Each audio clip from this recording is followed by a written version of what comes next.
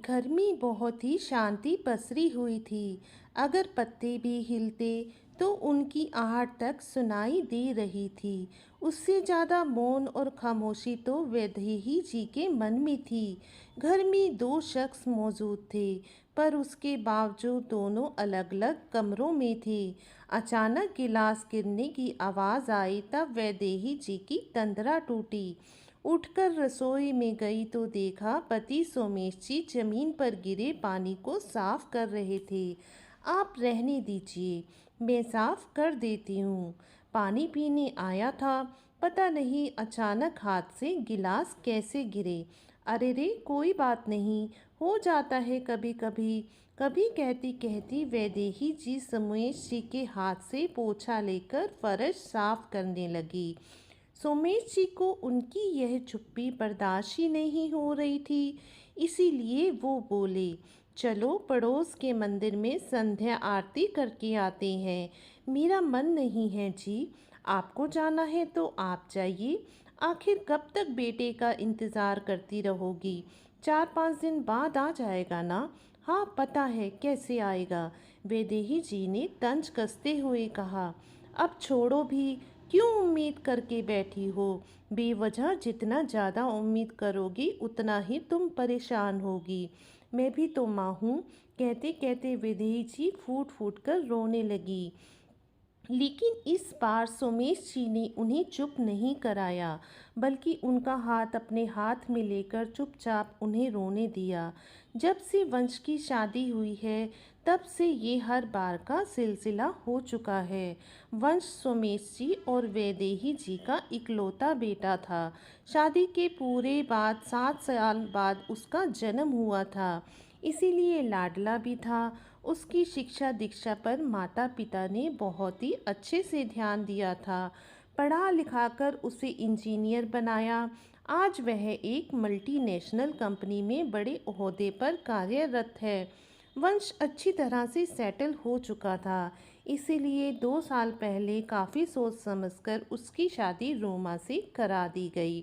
काफ़ी अरमान थे कि बहू घर में आएगी तो थोड़े ही दिन सही, पर घर में रौनक हो जाएगी।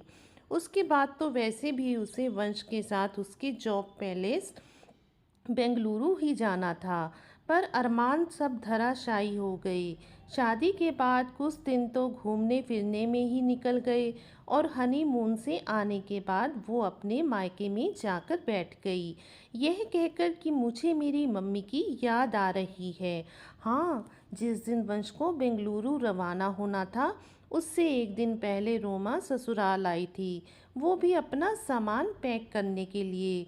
तब भी उसने वैदेही जी से ढंग से बात तक नहीं की, पर सबको यही लगा कि वो अभी नई नई है, घर का माहौल भी नया है, इसीलिए वो घुल मिल नहीं पा रही। पर यह गलतफहमी भी सोमेश जी और वैदेही की दूर हो गई, कि क्योंकि रोमा जब भी आती सीधे मायके ही आकर रुकती थी, और जिस दिन रवाना होना होता था उसके 3-4 घंटे पहले ससुराल आकर मिल लेती थी। पहले तो फिर भी वंश रोमा को मायके छोड़कर सोमेश जी और वैदेही जी के पास आ जाता था, लेकिन पिछले 4 बार से वंश वैदेही के साथ उसके मायके ही रुकता था। जब सोमेश जी ने वंश से कहा कि बेटा कुछ दिन अपनी माँ के पास भी रुक जाया करो, तो वंश ने मायूस होकर कहा, रुकना तो चाहता हूँ पापा, पर क्या करूँ, रोमा को ये पसंद नहीं है। वो कहती है कि मैं बेटी हूँ, इसीलिए मुझे मायके जाने की इजाज़त लेनी पड़ती है। तुम्हारा अच्छा है, जब देखो अपनी मम्मी के पास जाकर रुक जाते हो। कभी मेरे माता पिता के पास भी रुको तो उनका मन खुश हो जाए। अब पापा बताओ मैं क्या करूं? पर बेटा, हमने उसे कभी भी रोका कहाँ है, और वैसे भी वो हमारे पास रुकी ही कब है। सही कहा पापा, लेकिन क्या करें, 1-2 दिन पहले भी आने की कोशिश करता हूँ तो मुंह फुलाकर बैठ जाती है। कुछ कहो तो फिर लड़ने झगड़ने लग जाती है, और फिर मैं घर की शांति के लिए चुप रह जाता हूँ। और इस बार भी यही हुआ। वंश और रोमा पिछले 3 दिन से इस शहर में आए हुए हैं, पर रोमा के मायके में रुके हुए हैं। हर बार तो वैदेही जी तसल्ली कर लेती थी, पर इस बार उनकी हालत सोमेश जी से देखी नहीं गई। दूसरे दिन सुबह सुबह तैयार होकर सोमेश जी घर से रवाना हुए और सीधे पहुंच गए रोमा के मायके। इतनी सुबह उन्हें आया देखकर सब लोग हैरान रह गए। तभी रोमा के पापा ने कहा, अरे समधे जी, आज इतनी सुबह सुबह, आइए बैठिए। आज सुबह सुबह कैसे आना हुआ? समधी जी बस आपसे इजाज़त लेने आया था, सुमेश जी ने भी अपने हाथ जोड़ते हुए कहा। उनकी बात सुनकर सब हैरान रह गए और एक दूसरे की शक्ल देखने लगे। हम समझे नहीं समधी जी, आप क्या कहना चाहते हैं? रोमा के पापा अभी भी हैरान परेशान थे। वो क्या है ना समधी जी, पहले जब बेटियां शादी होकर ससुराल जाती थी तो उसके मायके वाले उसे लिवाने आया करते थे और यूं ही उसके ससुराल वालों से इजाज़त मांगते थे।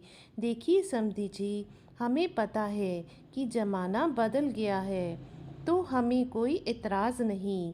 हम भी अपने बेटे को ले जाने के लिए आपसे इजाज़त मांगने आए हैं। उसकी माँ भी पूरा साल उसका इंतज़ार करती है, पर क्या करें, मेरा बेटा तो कुछ बोल ही नहीं पाता। इसलिए आप और रोमा कहें तो क्या मैं अपने बेटे को घर ले जा सकता हूँ? अरे समधी जी, आप ऐसा क्यों कह रहे हैं? बेटा बहू तो आपके ही हैं, उन पर आपका पूरा हक है। क्या सच में? शादी के 2 साल में तो कभी नहीं लगा मुझे। उल्टा तो यही लगा कि मेरा बेटा भी मेहमान बन गया है, जो यहाँ से रवाना होने से पहले 1-2 घंटे पहले आता है और मेहमानों की तरह मिलकर चला जाता है। तब आखिर रोमा के पापा ने अपनी पत्नी और बेटी रोमा की तरफ देखा। दोनों नज़रें झुकाए चुपचाप खड़ी थी।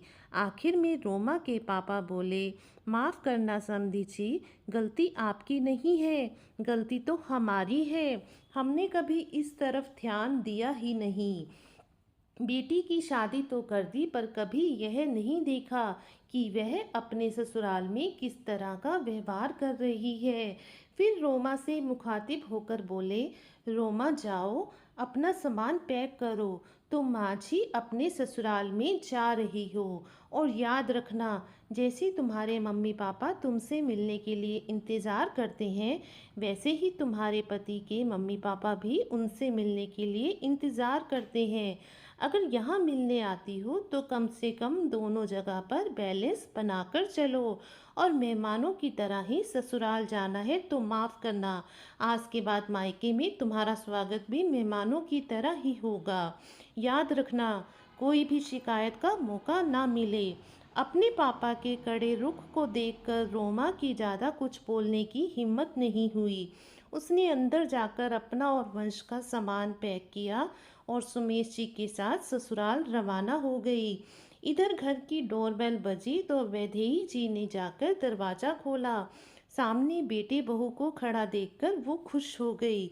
अरे तुम लोग आज ही जा रहे हो क्या? वैदेही जी का सवाल सुनकर बेटा बहू चेंप गए, पर फिर वंश माँ को गले लगाते हुए बोला, नहीं माँ, इस बार हम कुछ दिन आपके पास भी रुक जाएंगे। वहाँ आपके बिना मन नहीं लगता था। सच में? रुको रुको, मैं अभी आई। विधेयी जी फटाफट भागती हुई पूजा घर में गई और पूजा की थाली लगाकर ले आई और बेटे बहू की आरती उतारकर उन्हें घर में लिवा लाई। थोड़ी देर बाद सुमेश जी भी घर में आए और विधेयी जी को खुशी को देखकर खुश हो गए। कहाँ चले गए थे सुबह सुबह? देखो बच्चे घर आए हैं और अब ये लोग कुछ दिन यहीं पर रुकेंगे। अच्छा, ये तो बड़ी खुशी की बात है, कहकर सोमेश जी अपने कमरे में चले गए। पर ना उन्होंने कभी अपनी पत्नी को बताया और ना ही उनके बेटे बहू को बताने दिया कि बेटे बहू अचानक रुकने के लिए घर कैसे आ गए। आखिर वो एक माँ के विश्वास को हमेशा बनाए रखना चाहते थे। जरूरी नहीं कि कुछ तोड़ने के लिए पत्थर ही मारा जाए, लहजा बदलकर बोलने से भी बहुत कुछ टूट जाता है। धन्यवाद। अगर आपको हमारी कहानी अच्छी लगी हो तो अगर आपको हमारी वीडियो अगर आपको हमारी कहानी